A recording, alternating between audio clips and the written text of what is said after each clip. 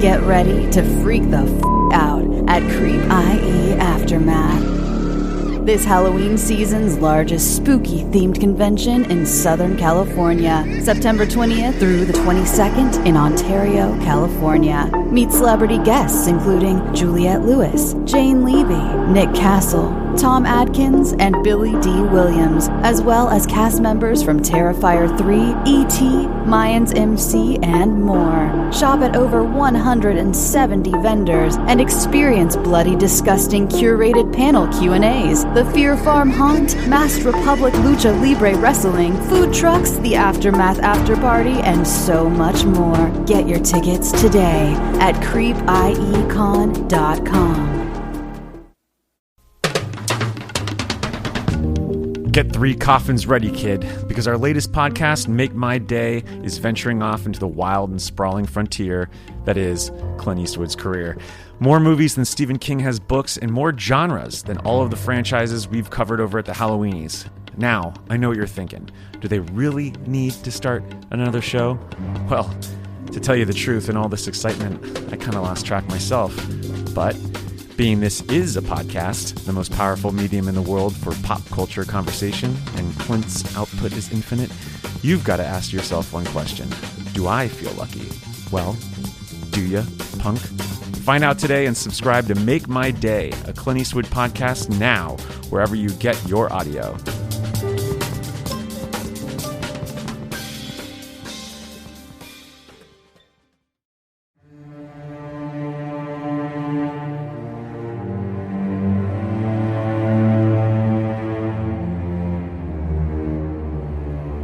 Hello, and welcome to this special episode of Scare You to Sleep. I'm your host, Shelby Novak, and I was so excited to have the opportunity to sit down with someone I am such a huge fan of, Rodney Barnes. Rodney Barnes is an award-winning writer, producer, and comic book creator whose vibrant and emphatic creative voice has established him as a Hollywood mainstay and has now made his way into the podcast space with his show Run Fool by the award-winning trifecta of Ballin Studios, Campside Media, and At Will Media.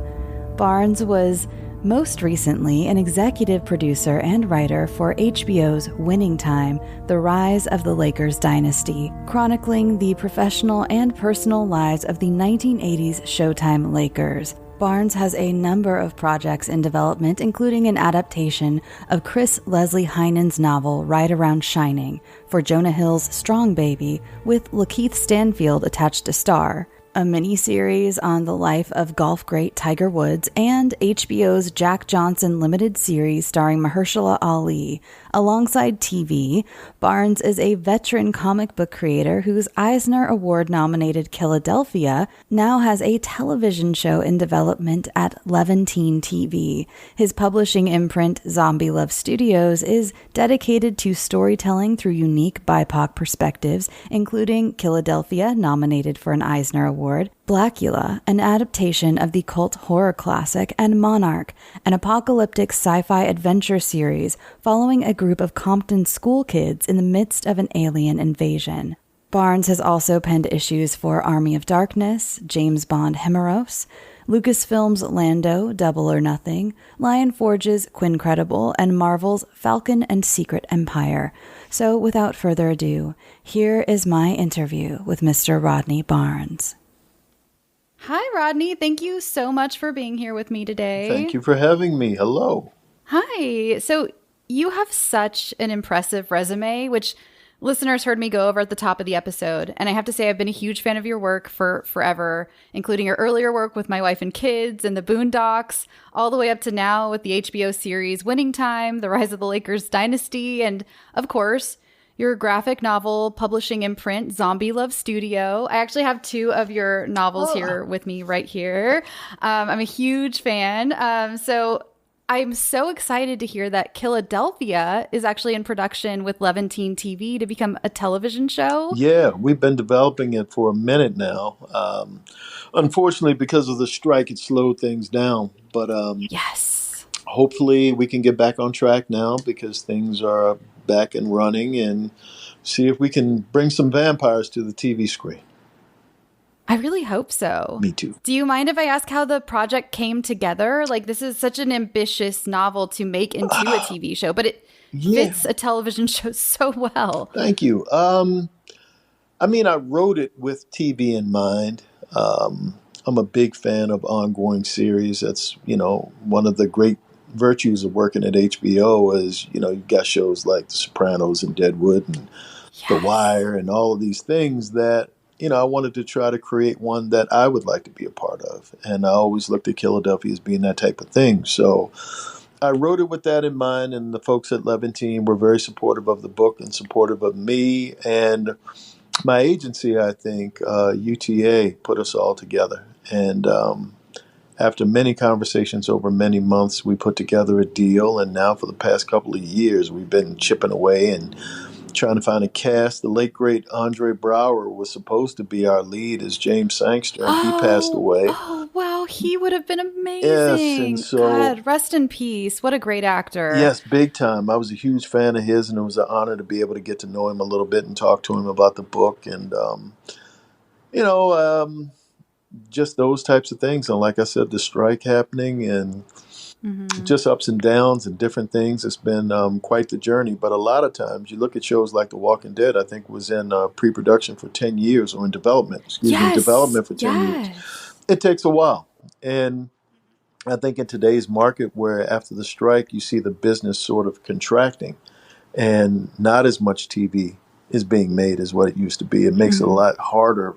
And I think networks and studios are a lot more discerning about what they put on their networks because it's expensive and quite a commitment to make a TV show and a niche show. It's a genre show. Yes. And those are a little bit harder, believe it or not, to get on the air. It's not like a procedural crime drama or something that you could get on a network station.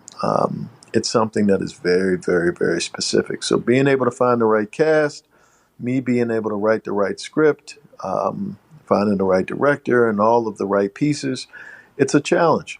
And, but I believe it's great that we're in the game and hopefully we can get all this stuff off the ground this year. Oh, I agree. Especially, shows like The Boys, another graphic novel that took a long time to get onto the screen.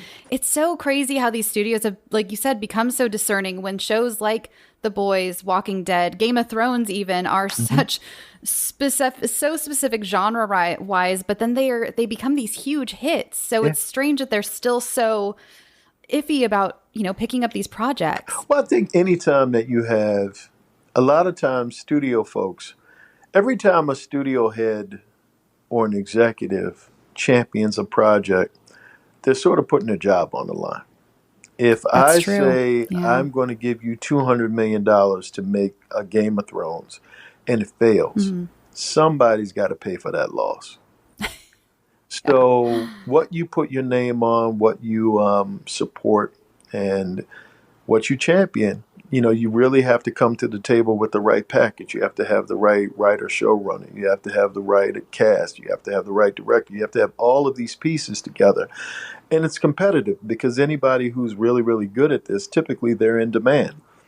So they're already on something or they have their own vision of what they want to do with their careers. They've made something. So it's hard to assemble a team. And in today's world, it's kind of tough to get a resume, to be able to have a track record of success over a period of time because the business is a lot more competitive. It's a lot more corporate than it used to be. Just a lot more variables and factors that go into how a thing becomes a hit today. It's tricky. That makes so much, especially since you're competing with so much content. Yeah. I mean, everyone has their own streaming service now. And there's a lot of great stuff that nobody's watching. There's so much great stuff. I was just going to say, you can't even keep up with all the great stuff that's out there. Exactly. Yeah.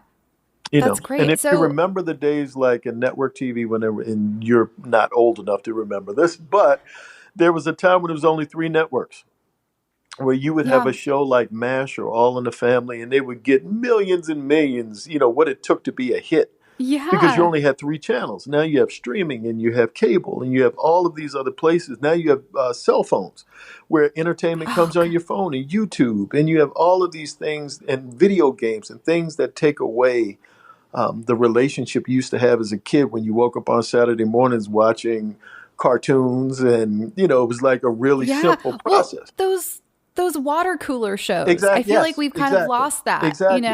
The Happy Days, Laverne and Shirley world of did you see what happened last night on X? Yes. Everybody's watching something different, or you might get a moment where you get a Breaking Bad, or you have a show that grabs people's attentions.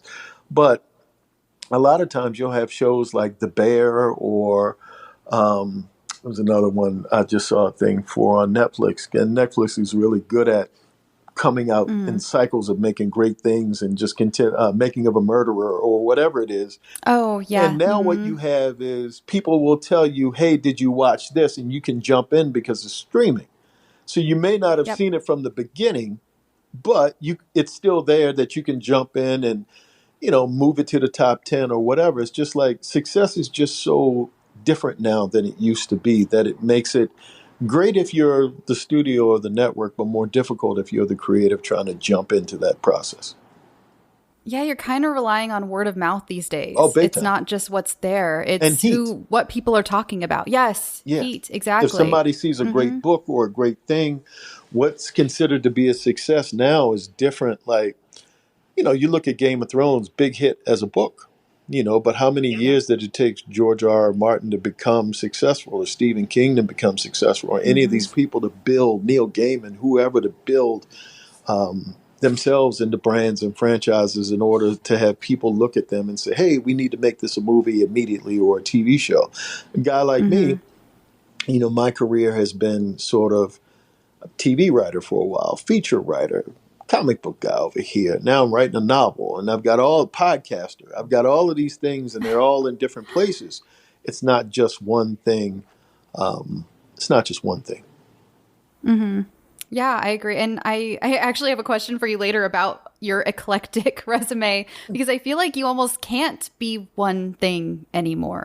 No, I don't think we live in a world. You've got to touch all the certain, areas and fandoms and things throughout the internet. If you want to endure long term, unless you have one big thing, unless you have something that is so huge, you have to, in my opinion, if you want them as you're getting older, and I'm getting older, you can probably see this gray up here, you get to a place where you have to do different things in order to grab different aspects of the audience. Like, the graphic novel folks are typically younger, and so I can do Marvel work or my DC work. I'm doing a Batman book now and different things. And that's an audience that's completely unfamiliar with Winning Time more often than not, or an audience that may be different, may not be as much Boondocksy fans or, whatever. Sometimes they cross streams, but more often than not, all of the things are different, and they bring people from different places, but all are welcome. Yeah, that's amazing. That's amazing. I wanted to talk a little more about Killadelphia because I was so interested. So it follows Jimmy, who's a beat cop, and his father, who, this is mild spoilers for my audience, but it happens in the first few chapters. But his father, who is a celebrated homicide detective, is turned into a vampire, which the artwork when Jimmy digs him up it was almost like a jump scare in itself. And to have a jump scare in print is amazing. Just turning that page and his eyes looking up at you. So this father-son dynamic of Jimmy and James Sr. is full of animosity and hurt. And was that a difficult relationship to write for? No, it was pretty cathartic because it mirrored a lot of the relationship that I had with both my father and my stepfather. It was, bumpy with both of those gentlemen, and not saying that it was all their fault. I'm sure I was a handful myself. So trying to work all of that through and being able to process, it's something when you're writing a character. One of the things that you learn, I think, in the best of writing is you're fair to every character. If you're writing Star Wars, you have to make Darth Vader make as much sense as Luke Skywalker. You can't make Luke the good guy and the one that's always doing the right things because he's good, and the other one's just crazy because he's trying to destroy the galaxy or control the galaxy. And in writing a story about folks that are patterned after people I know, myself and, my father and my stepfather, I find myself having to be fair. And when you're trying to be fair, even if you're writing a painful scene, you find yourself gaining perspective for their point of view a little bit more than when you were going through the process when you were younger. When you're younger, you're just hearing someone say no, or you're hearing someone say things to you or do things that you didn't want to hear or had done to you. But then when you get older and you start to move into that position of being a parent yourself, and you're able to have a little bit more empathy for these characters or these people, you're able to write them in such a way that everybody sort of has a point of view that fits. And then there's just the hurt that you have to deal with. And if you can do that, for me, it becomes a cathartic experience. That's beautiful. Yeah, I can imagine the gift of hindsight. I can see working through a lot of personal stuff with these characters. It felt personal. I didn't want to assume, but it felt you can feel something very real in their relationship there. I mean, through when we first really meet his father through that those diary entries and seeing his handwriting and everything, and the way he writes him off so quickly, and even Jimmy in a very quick moment being like, wait a second, my dad was a lot of things, but he wasn't crazy. Right. And so I better go dig up that grave. Yes. So also, when I first read that the leader of the vampires was none other than the second president of the United States, John Adams, I was blown away. I did not see that coming. Luckily, I had not any spoilers for this book. I went in totally blind, and I'm so glad I did. How did he, of all people, become the choice to be the head of the vampires? It started with, I've had this idea in my head for a long time, and I went to see the play Hamilton. And seen a lot, actually, because I love Hamilton. And they were you had George Washington, you had, spoiler alert, I guess you have Alexander Hamilton, you have Madison, you have all of these other iconic political figures that are being portrayed on stage. And when the King of England comes out, he talks about John Adams, and he laughs at him. He's like, good luck, John Adams, good luck, America, that thing. And I watched it again and again and again and again. And I remember asking myself when I was thinking about using presidents as characters, if I was John Adams and I was a vampire and I was sitting in the audience and I'm looking at all these other guys sort of being, canonized as heroes of America. And when they talk about me and I'm not even a character in the play, they basically make me sound stupid or irrelevant in some way. Yes. And how would that make me feel if I were there? And I'm there, and I have the perspective now of from 1776 to today, whatever the math is. And I knew how hard it was to make in America back then. And I love America, and I was one of the founding fathers too. My name is on that document as well. But they're making a mockery of me. How would that make me feel? And I walked away with that in saying the same thing that I said about the parental figures that I was talking about. As a villain or an antagonist, what if that antagonist had the feeling of something that can't be changed, the perception that I'm less? And I know I'm powerful now. I'm an immortal. I have the perspective of a vampire who's lived hundreds of years. I was actually there, and you're making fun of me. That animosity to me was the fuel of being able to create a villain of sorts who isn't actually a villain. He still wants America to be great. He still loves America. He just doesn't like what it's become over the course of time from the beginning to now. This wasn't the vision that we had for America. And now I've got the power to take people who've been powerless, who haven't had power, and I can give them perspective. And I can give them immortality. And they're not trying to survive anymore. Now they're predators. They've turned the tables. To me, John Adams felt like he was a suitable leader for that kind of a movement. I would have never thought of it, and it's ingenious. I'm a huge Hamilton fan too, so the scene of him sitting there watching the play was incredible, of him just sitting in the mezzanine just like stewing. Like they're celebrating my foe. I don't even get to say in the play. I'm not even there. They're just quoting some of my worst moments back to me, near the end when he talks about Hamilton. They have the big quote and everything, and it's like, wow, it was such a great moment, because at first, when it's first presented and they're saying John Adams, I admit, I was like, there's no way it's going to actually be John Adams. It's going to be some mystery, and then it is. And seeing the history and how he became a vampire, and Abigail and everything, and seeing Abigail grow as a person, or as a vampire, I guess, through the years was so interesting too. I'm glad you threw her in as like an actual character instead of just kind of... No, she's a very, very important character, more because she speaks to patriarchy. And wow, we just had an earthquake. We did. We did. Did you feel it? I just felt it. Yeah, I just did. Had an earthquake. Whoa. I'm on the 10th floor, and I just felt that's definitely an earthquake. Oh my God, yeah. My lights just started shaking. Yes. Wow. But my thing was, if you look at Abigail and you look at patriarchy and you look at the conventional idea of what marriage is, till death do us part. Now you're an immortal, and I'm never going to die, but I'm actually kind of dead already. Does that still apply in the same way? Is it still till death do us part first? And then, if you look at Abigail Adams and what she contributed to the Adams family, their son became, John Quincy becoming a president. Yeah, John Quincy, yeah. And they were known as a political family because all of the kids, all of the sons became something. And I'm a part of that actually as much as John, because she was, in history, she was seen as the driver behind the family. But she was a woman. And during that period of time, they couldn't vote. Women couldn't vote. They couldn't really hold office. They couldn't do any of these things. Yeah. But I'm a woman and I'm brilliant.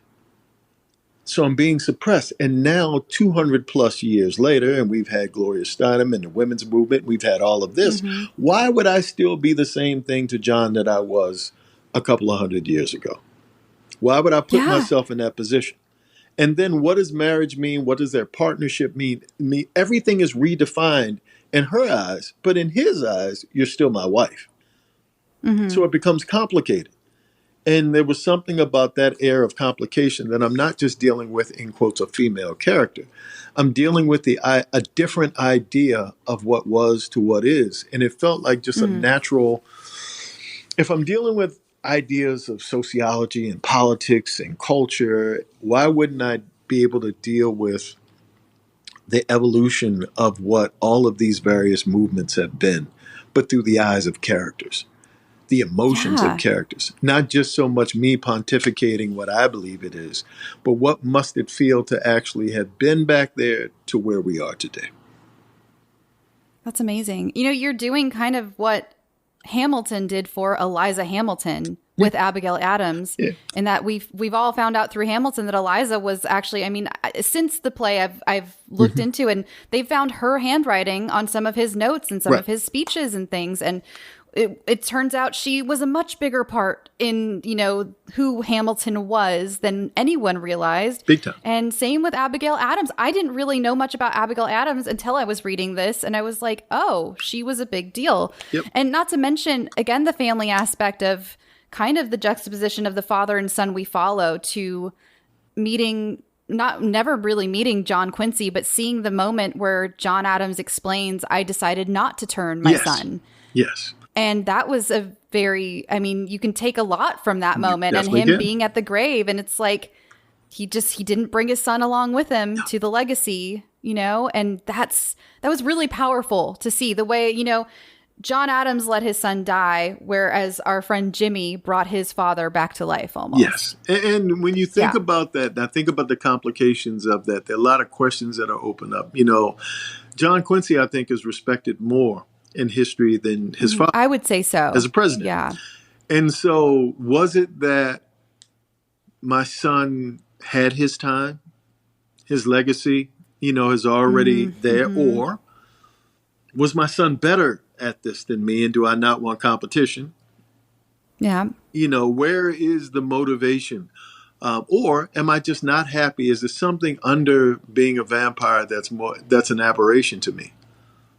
Is there something about being a vampire that's not as appealing as what John's given off when he does his sales pitch to various vampires and people throughout history?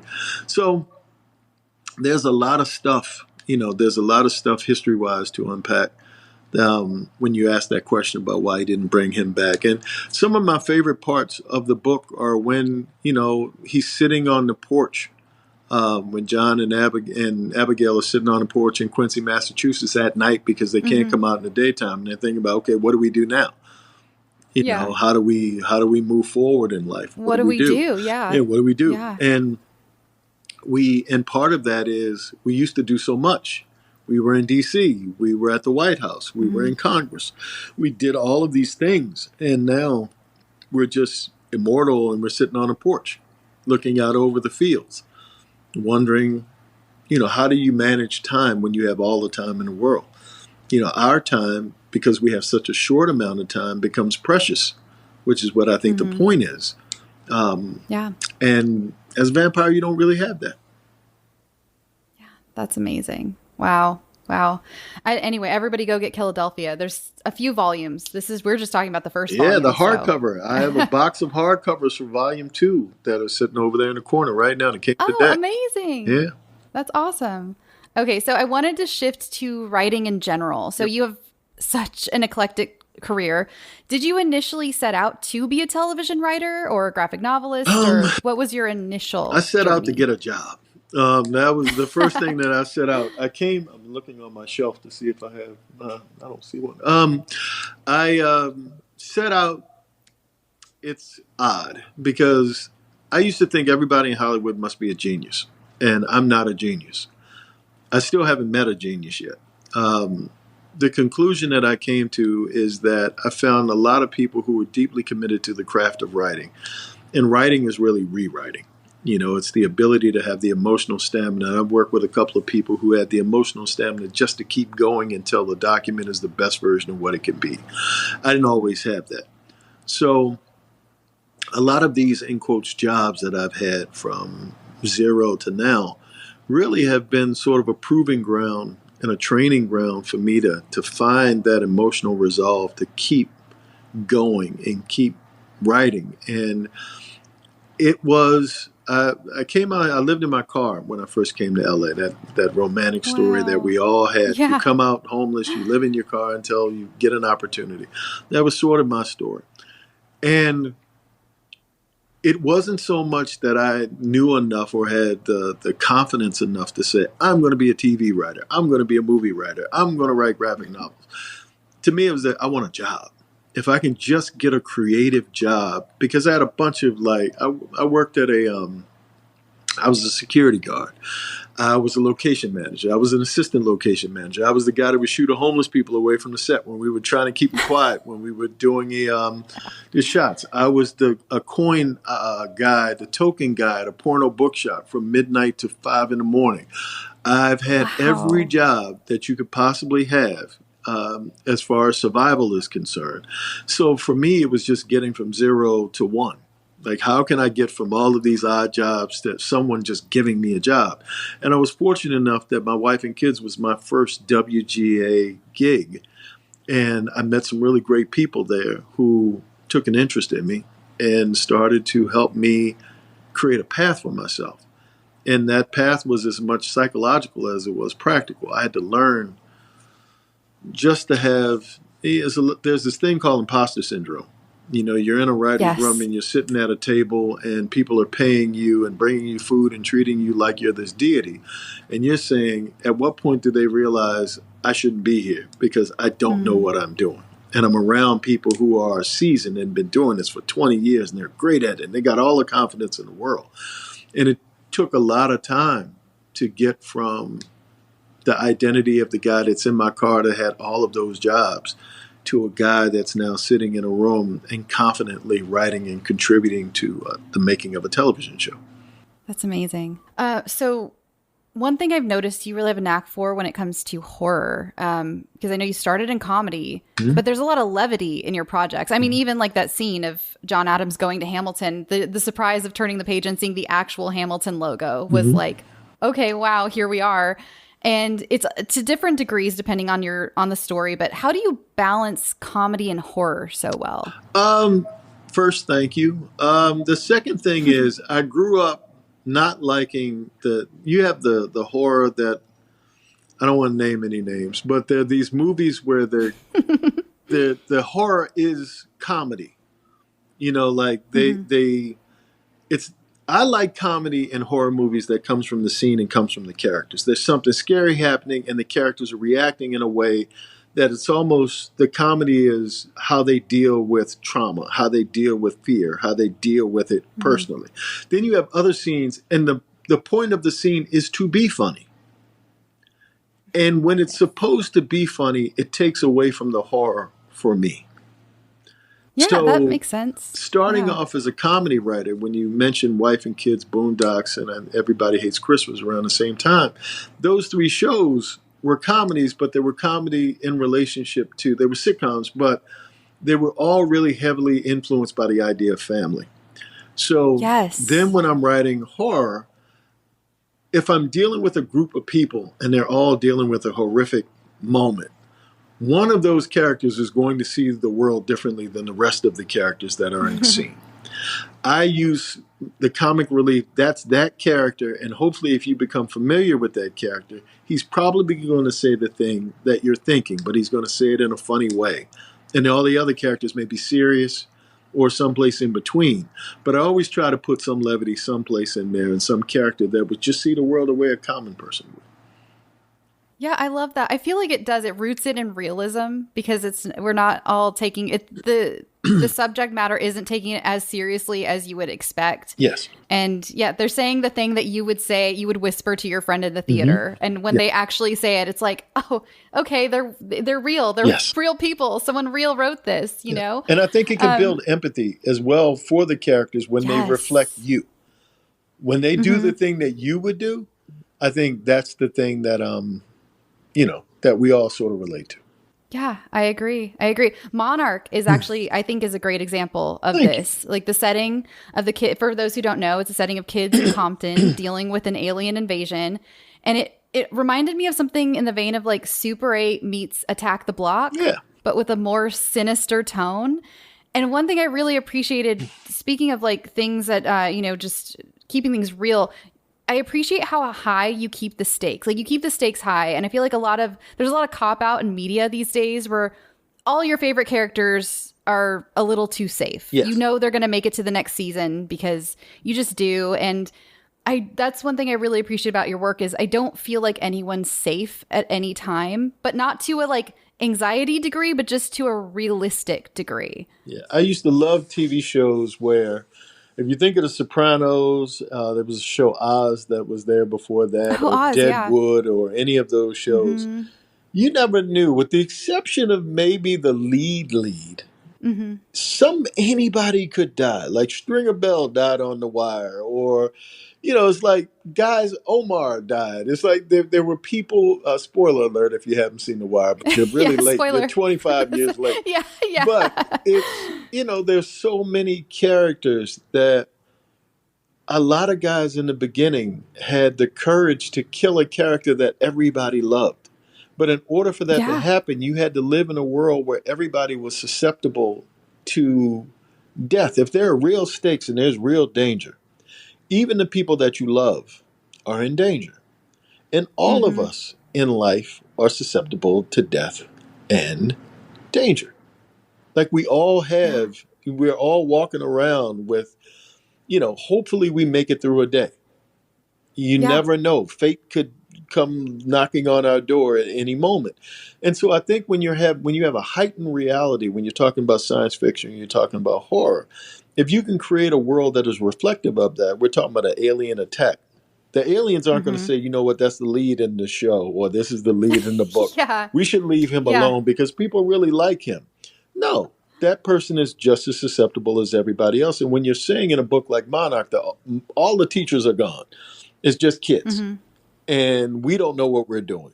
We're actually in danger of ourselves because we don't know what we're doing. So, thus, the element of danger. I love that. I mean, same as I think, season 1 of Game of Thrones, we mentioned, Ned Stark. Again, spoiler, but it's been a while, so you should have seen it already. But, no one expected Ned Stark to die in the first season and get his head lopped off. Exactly. He was on all the posters. He was on all the billboards. Exactly. You're not supposed to do that to the guy on the billboards. Nope. Nope. So I love stuff like that. I love when I don't feel safe, when the characters don't feel safe. I love that. And so can you tell me a little bit more about how the idea for Monarch came to be? Because it's such a unique story. I did not grow up in Compton, but I had a similar setting as a kid. And I always wondered, I loved sci-fi. I think because I'm old, seeing Close Encounters as a kid. And like, okay, if an alien attack really happened, how would it work? And I saw all of these movies where alien attacks happen in DC, or they happen in New York, or they happen in major cities. If they happen in small towns, it would be a small town event. It wouldn't have apocalyptic implications. It would be like an alien is on the outskirts of town, and Jed sees him, and he and Jed have a relationship, and Jed has to get back in town and warn everybody that an alien is coming. And I wanted to say, what if the biggest thing that would happen in a big city really happened in a place that was relatively benign as far as high tech, big business, that kind of setting, a regular setting. And not just the Compton part of it, but the school part of it. What if it happened? Yeah. What would happen to kids? The same way we just experienced this earthquake just a moment ago. What if it was a huge earthquake? And I was at school during that day, and I was 10 years old. And something happened to a place where the teachers went away, and I had to figure it out on my own. Or me and my friends had to figure it out on their own. That's sort of where a Monarch comes from. It's a what if. I love the what ifs. I think that when I write horror, I think in a similar way, almost just sitting there like, what's the scariest thing that could happen in this situation if this happened? And that's what Monarch felt like. It felt like, oh my God, because aliens are one of the scariest things to me. I'm terrified of alien stuff. It was when I was a kid, alien stuff scared me way more than any sort of ghost stuff or slasher stuff. And so the idea of like putting myself in the shoes of these kids in an alien invasion is really terrifying. That's it really does have a sinister vibe to it that you don't expect when it comes to kids. Like the same way, however many years ago we first got with like Lord of the Flies, where it's like, oh, I didn't realize like this is kids, but this is not a children's book. No. You know what I mean? Yeah. And I really enjoy, again, the stakes of the book. I'm not going to give any spoilers for this, but because everyone should go read it. But that's incredible. God. Thank you. Ugh, the idea. Thank you. Yeah. So I wanted to get on to one of your newer projects, and it's a podcast called Run Fool from Ballin Studios, Campside Media, and At Will Media. And it's a terrifying new show full of modern campfire ghost stories. It's truly incredible horror. So you've tackled TV, movies, comic books, and now you're in the world of podcasting. Yes. How do you like it? It's taken a while to get used to. The way that it started was I did the after show podcast for Winning Time. And we actually won. We got a Signal Award up there for doing it. And someone said, hey, you should do podcasts. And I'm like, I have no idea other than I got this job because I have the job that's attached to this job. I don't know how, you get in the world and doing it for real. And I happened upon an opportunity where I was talking to the folks, I think, at a campsite, and they had an idea. They wanted to make it into a TV show, and they wanted me to adapt it. And the idea didn't go forward, but we enjoyed talking to each other every day. And it was like, okay, how can we keep this relationship going, even though the thing that brought us together, we're not doing? And they said, well, if you ever have any ideas about doing a podcast, we love your voice. We should talk about it. And at that moment, I said, I'd love to do a podcast where I just told scary stories. I love horror. Yeah. They had no idea that I loved horror because they knew me as the Winning Time guy. They didn't know me as the scary guy. And they say, what would this look like? And I gave them the soft pitch, off the cuff pitch, and they liked that. And then we got together in another week and we said, well, what if it were this and what if it were that? And we talked about it for so long that I thought it would never happen. And then one day they said, show up at this studio, and they had an address, and it was an official studio. And I walked in and they had official equipment. And I'm like, okay, this is real. And if you listen to the first few episodes, I'm reading. But if you listen to the last few, I'm acting. There's more of a performance. I'm becoming comfortable with doing the voices and being scary, and I'm leaning in completely. Yeah. And I'm not saying I'm Orson Welles, but I am taking it to a place where I'm giving you everything, as far as performance-wise, because I wasn't comfortable in the beginning. In the beginning, I'm like, how does this sound? I don't know how I sound to other people. All I hear is my voice in my ears doing this thing. And when you first hear your own voice, it's awful. You're like, how can anybody want to listen to this? This is silly. And, I played it for my kids, and they're like, Daddy, that's you.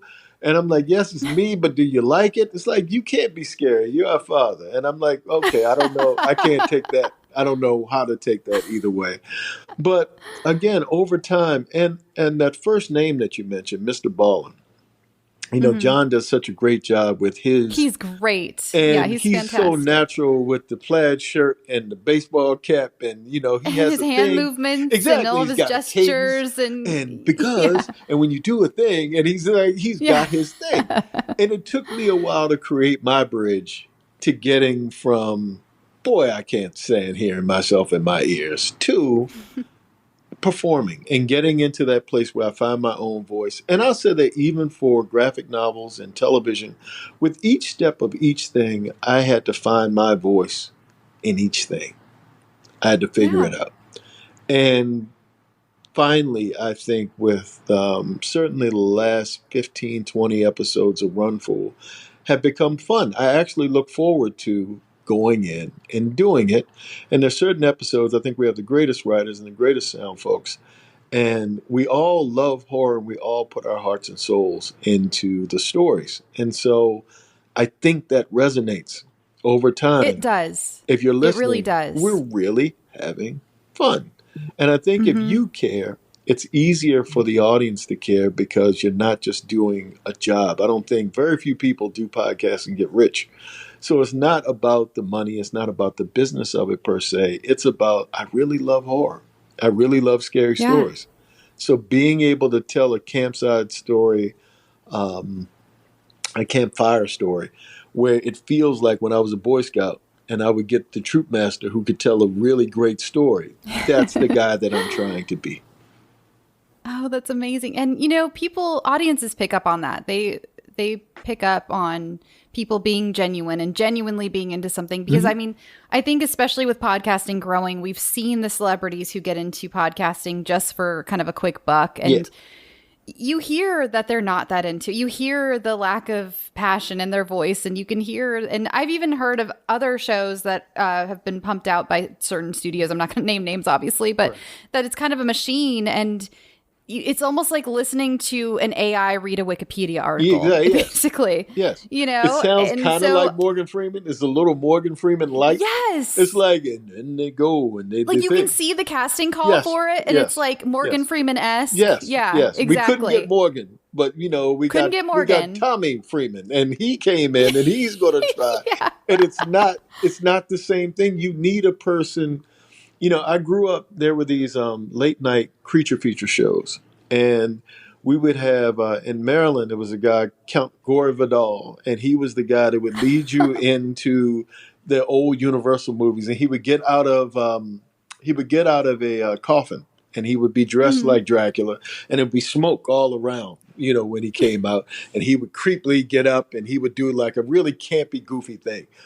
But it was something about his intro to this black and white movie from the 40s or the 50s that made it so much more fun. And you knew Count Gordeval was not making as much money as whoever was doing, The Exorcist or whatever. But this is who he was, and he was having a good time, so I had a good time. It's like Elvira. It's like any of these other people who are part of the genre in a way. I feel like that's sort of who I'm trying to become in this. Yeah, I agree. I mean, even Elvira, she started out very small. She was not making the bucks at all that she does now. She just was very passionate and had so much, like you said, had so much fun with it. You could feel that from her. You still feel it from her all these years later. Yes. So was it difficult to have a project though that's audio only, since you've worked with so much visual media? No, it was actually I enjoyed it. And I still do enjoy it. It's one of those things where the same way comic books are different than television, I had to learn how to develop a relationship with the art and flat panels and things that don't move. I don't have the benefit of an actor to come in and interpret this thing. I have to just give words. And I'm writing a novel right now, and still there's something that's different as well. And I think when you do a podcast, you're sort of in a place where you're not writing just to tell the story. You're writing for you to tell the story. Mm-hmm. You're writing with, I need adjectives. I need to describe the place. It's not just about the jump scare. It's not just about, okay, now it's time to sound scary. You have to create a scene in someone's head, like an audiobook, and you have to put them in the place. And so that's a different kind of writing than writing for TV or writing for comics. So, all of that to say is I welcome the challenge. If you look at the work that I've done in comics, you see everything from James Bond to Star Wars to Batman to Killadelphia. It's a bunch of different things, to a YA book, Incredible, that I wrote. And I always felt like I was a big fan of guys like Stephen King and Richard Matheson, who wrote a lot of different types of things. They didn't just have one. Stephen King's written everything from, family dramas like The Body in different seasons to fantasy, Eyes of the Dragon and The Dark Tower, to conventional horror like ghost stories and vampire stories and those types of things. I wanted to be that kind of writer. I wanted to be the kind of writer that could just, under the story is heart and whatever human connection that's there, but it could be about anything. And if you look at the Run Fool stories and you go week to week to week, very rarely do we duplicate there's another monster story. It's going to be a ghost story. It's going to be something. It's going to be an alien. It's going to be a swamp monster. It's going to be something different, because we want to continue to diversify the monster of the week. And that's really, I pitched it as Monster of the Week. And I love that. Kolchak, Monster of the Week it's classic. X-Files, Kolchak. Yeah. Those things that I grew up, and if you go back far enough, Tales from the Crypt and those types of things, you have what's the monster of the week? And we're doing the old time monster of the week type show. It reminds me a little, it's not completely, but like the old Twilight Zones or Alfred Hitchcock Presents, where it's something so different. Night Gallery, something so different every week. And I love that about it, because you just never know what you're going to get either every week. Yep. So in my audience, I have a lot of aspiring authors. Yeah. So I'd love to ask on their behalf, do you have any advice for new horror authors? Like any tropes you think should be avoided, or subjects you think deserve more coverage? It's not so much subject or tropes, because I think in the right hands, anything can be made new. If you think about how different is Salem's Lot from Bram Stoker's Dracula. Very true. Or I Am Legend, or any of those books, they're all about vampires, but they're all different in different hands. And to that, my advice would be develop your own voice. Develop a way that you tell a story, because there's a way that you can tell a story that's different than the way that I tell a story. And they're both could be just as viable, just as marketable, just as original, just as good. And they're coming from different points of view. Whether we're coming at it from a place of the culture of genre to classic genre to whatever entry point that we're coming at it, that different point of view. There was a zombie movie that was a love story. I forget the name of it. It was at my head a moment ago. I think the Earth. Was it Warm Bodies? Yeah, Warm Bodies. Maybe? Yeah, it was Warm Bodies. And, that's not George Romero. No, but it's still definitely zombies. Not. Yeah, but it was great. Yeah. Zombieland. Not George Romero, but inspired by a certain thing. It's like there's a way to tell a story that's different. Everybody has their own way. And they could be just as successful as the thing that is the big, huge thing. But it could be an intimate thing because you tell it from a place that touches me in a different type of way. But in order to do that, you have to find the thing in you that you connect to, that connects to your characters as a writer.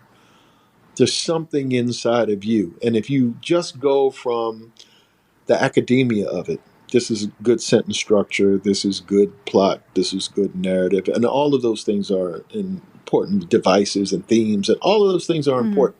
But what is it, the you of it, that you're adding in? What's the special sauce, spice thing that you're adding to your soup gumbo that's making it different? What are you bringing to it from your experience that's different than what I would do? And the same thing when we talked about Killadelphia. Millions of vampire stories all over the place. You know, I put in presidents.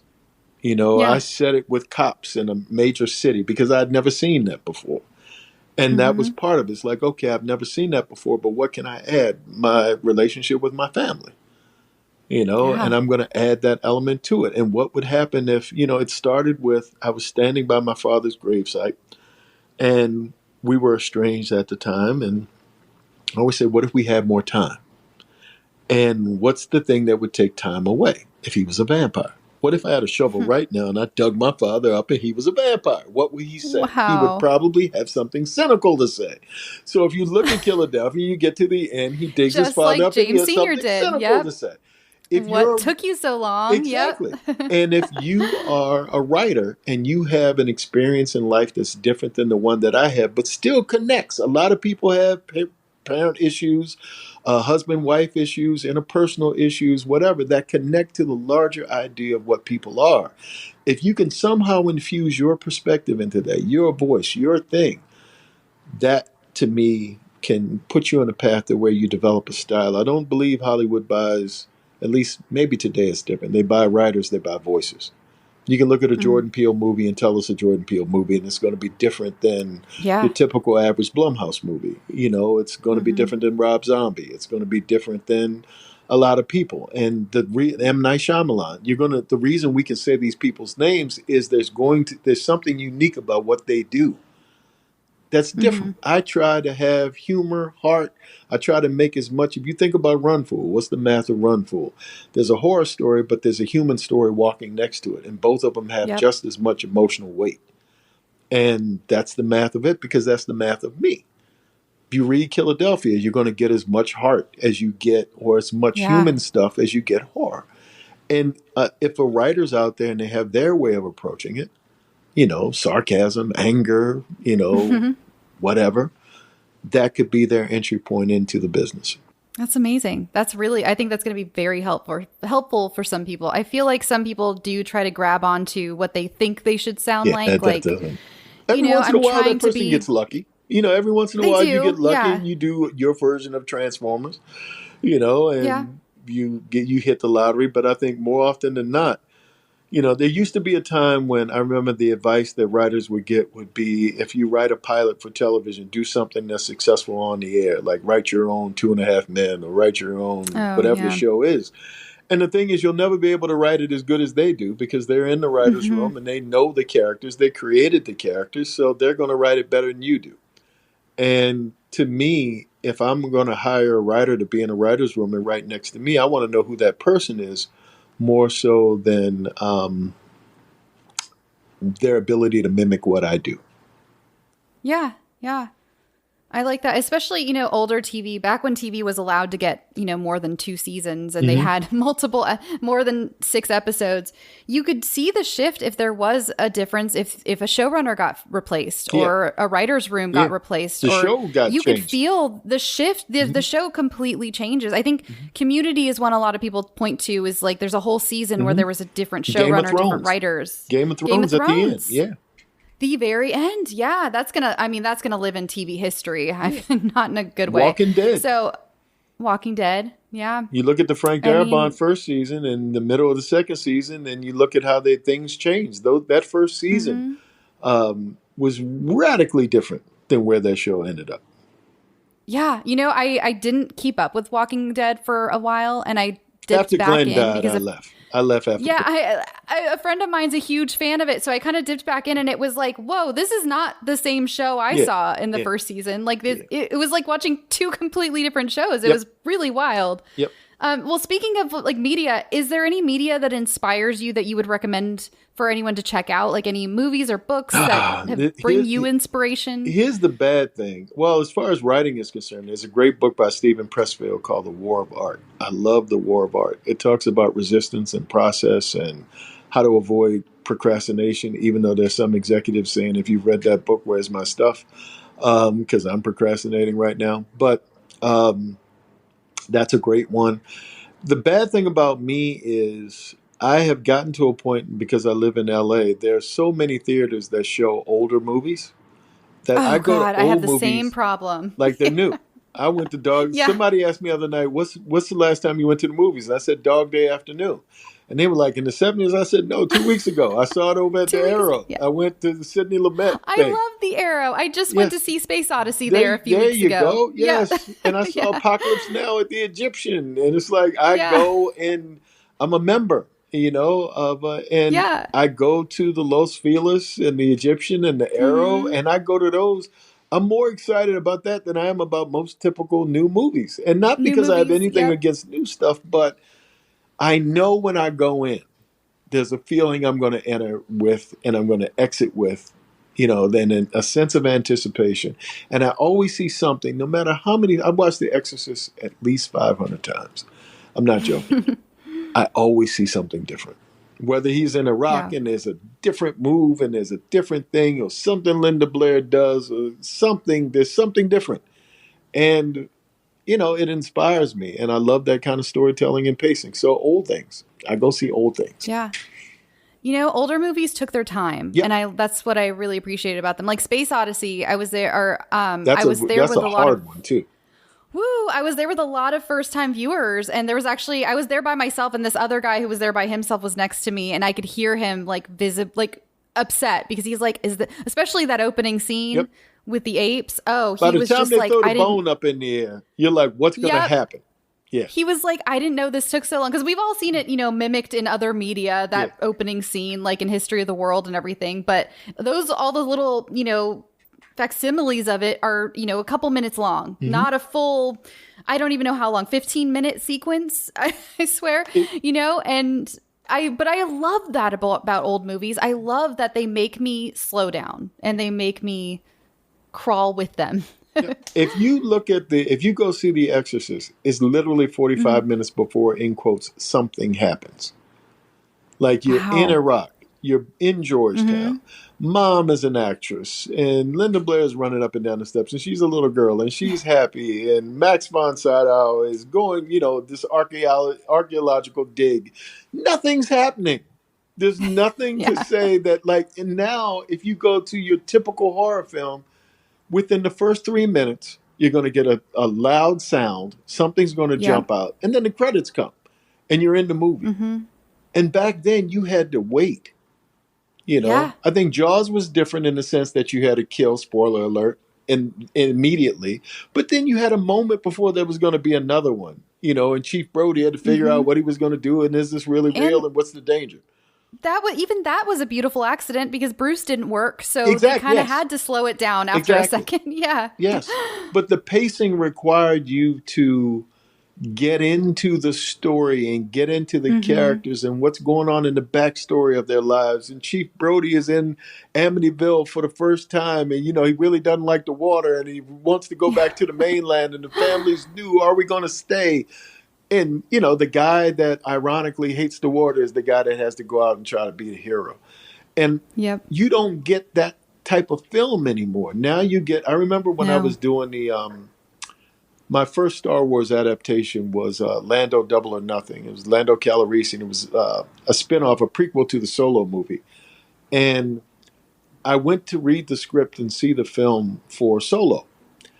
And I hadn't been watching the Star Wars movies at the same way that I did as a kid. And I remember it was like a video game. It moves so fast. And if you see the first Star Wars movie, it moves really slow by comparison. Really slow. Mm-hmm. You know, you have Luke out there and you have the two sons in the background, and he's got R2 and they're going with the Sand People. It takes a long time before you get to a set piece. And Solo everything was a set piece. The whole thing was a set piece. Yeah. People are running. Yeah. Things are exploding. And it's just like a different world. I feel like a lot of movies have become an amalgamation of cold opens. Yes. And it's your really sketch. strange when to you see. write a sketch, that's going to be your sketches for trailers. It's all cold opens. Yeah.